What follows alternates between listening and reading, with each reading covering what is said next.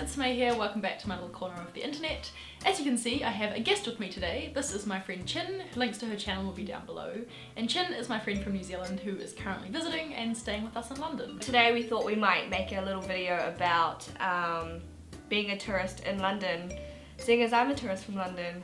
And I'm pretty much a tourist. I live here still, so I thought I might be able to give a perspective, you know, of stuff that tourists can do from someone who lives here. But yeah, we're going to give it a go. We've split it down into 3 different sections that we think are some kind of important things. So the first thing we're going to talk about is transport. So City Mapper is a map.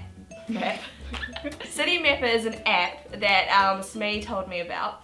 I would be lost without it. You can type in like where you want to go and it'll work out the best route to get there, and it looks at walking distance, train, the tubes, buses, and yeah, it tells you everything. Yeah, it is very handy. It also tells you like the amount of time that it's going to take to get from A to B, and also how much it's going to cost. You know, like, it will give you the option as well for if you're going to take a taxi and how much that was going to be compared to if you were to take the tube or to take a tube and a bus. So yeah, I use that app all the time as well, and it's definitely very handy. To travel around on the tubes, they have something called an Oyster card, which you might have heard of. You just kind of top it up as you go and you tag in, and then once you leave you tag out.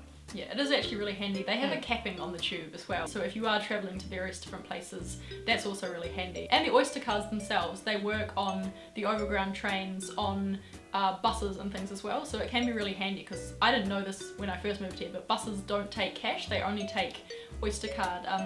I think maybe contactless cards as well. I don't know that. And now Apple Pay people are starting to get, but yeah, so if you have cash and you wanted to go on a bus, you kind of can't do that. So having an Oyster card is really, really handy. And as well, I'm pretty sure if you do have one and then when you're leaving wherever you're going somewhere else, you can actually hand your Oyster card back in. And I think they give you like the £5 back, I think. Yeah. I haven't actually done that before, so that might be wrong, but that's just what I've heard from various people before as well.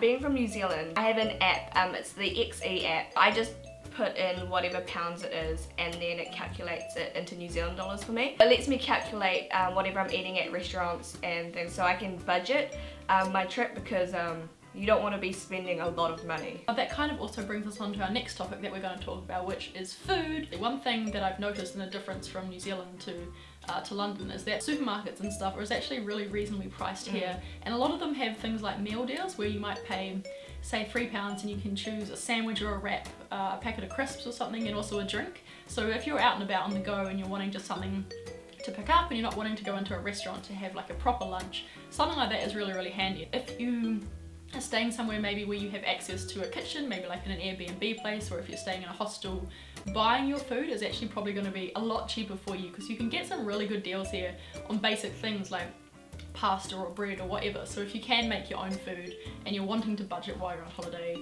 I would suggest that is a really good way to do it. If you're not like, you know, worried about money and you're not budgeting, I really like food, so I don't mind spending a little bit on food. So I like to look up like top 10s of like, for example, I searched up like top 10 places in Covent Garden, and you kind of just do a bit of research, and or like Yelp is really good when you're like there. I try and look for like the best coffee places or the best cafes, because while I'm in an area, I want to kind of try the best of the food. Yeah, that makes sense. Yeah. The last thing that we're going to talk about is activities and things to do while you're in London. One suggestion that I would make is that if you do want to go to some of the bigger attractions, maybe like the London Eye, or you're wanting to go to the Tower of London, or say like Madame Tussauds and things, it's always a really good idea to book online before you go. This will mean that you might save a little bit of time, because sometimes there's a long queue just to buy tickets. And also I found that sometimes it's actually cheaper if you buy stuff online, even with a booking fee. You don't necessarily have to print out your tickets beforehand. Sometimes I would think, oh, there's no point in me buying my ticket online because I can't print it off, but they can just scan barcodes and things on your phone, so that's all good. Planning out like what you want to do, because London, things are quite close together. I didn't realise this, and I think I went to Covent Garden one day and then I ended up in Trafalgar Square.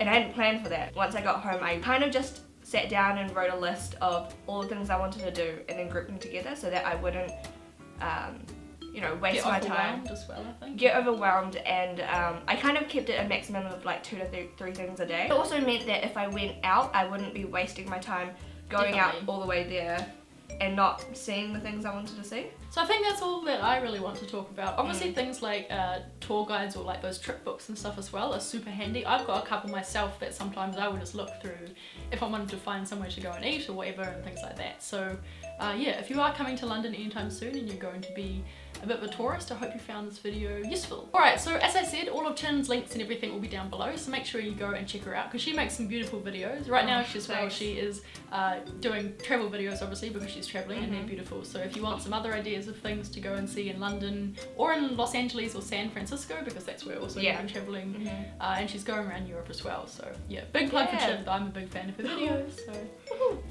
also my links will be down below if you'd like to go and subscribe to me. Yeah, if you found it helpful, give it a thumbs up. Yeah, definitely give it a thumbs up if you found it useful. If you as well have any other tips, then leave them for us and for other people watching this video in the down bar below. Even if it's just something, you know, like a restaurant or somewhere that you really like to eat or somewhere that you really like to shop, or even your specific favourite area. My favourite area is Covent Garden, and I'm really pleased because without even telling you, you've said that Covent Garden is one of your favourite areas. I've been there like 3 times. Yeah, it's one of the places that I frequent quite a lot, so yeah, I think that's it for this video. We are actually going to go to Covent Garden now. So subscribe if you'd like to stick around, like this video if you have, leave us a comment, and I will see you all next week. Bye!